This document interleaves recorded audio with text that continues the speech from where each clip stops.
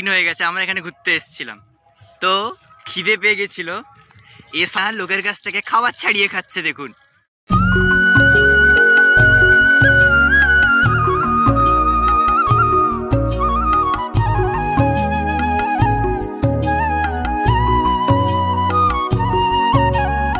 তো বন্ধুরা, এখান থেকে ব্লগটা শুরু করছি। আর দেখতেই পাচ্ছ আমরা চলে এসেছি মাঠের মাঝখানে।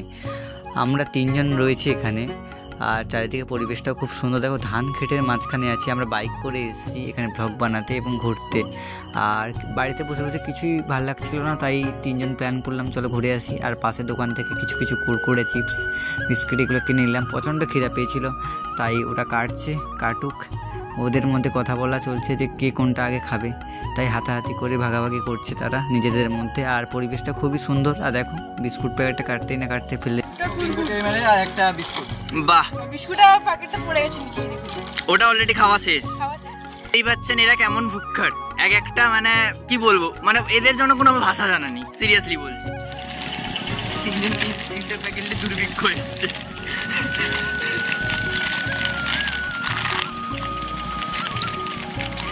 পিছনে আমাদের একটা বিস্কুট খাচ্ছে। অনেক কষ্ট হয়েছে।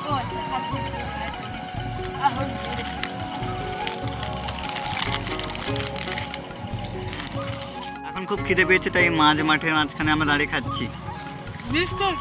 ঘুরতে কুরকুরে বিস্কুট এসেছিলাম, কুরকুরে হঠাৎ খিদে বিস্কুট কুরকুরে পেয়েছিল। তার রাস্তা দিয়ে একজন দিদি নিয়ে গেছিল এই বিস্কুট আর কুরকুরে, ওর কাছ থেকে ছাড়িয়ে নিয়ে মাঠে পালিয়েছে। ভারত অভিযান আমরা এখানে খেয়ে মাঠের মাঝখানে যেতে ফেলেছিলাম, তাই এগুলোকে আমি এবার তুলে এখানে ফেলবো না, কারণ এখানে ধানের ক্ষেত রয়েছে। আর ধানের ক্ষেতে এই জিনিসগুলো থাকলে গাছের ক্ষতি হবে, তাই আমরা এগুলো নিয়ে রাস্তার কাছে ফেলে। দেখো, যতই তুমি ডিপ্রেশনে থাকো না কেন, চিন্তাতে থাকো না, দেখো এই প্রকৃতির মাঝে দেখো তুমি সব কিছু উজাড় করে দাও, সেও তোমার সব কিছু মুছে দেবে, সেরকম একটা ব্যাপার। এমন একটা পরিবেশ, তুমি এখানে যতবার আসো না কেন তোমার ভালো লাগবে। মেন ড্রাইভের মতোই সেম বলতে গেলে, জাস্ট ওয়াও লোকেশন।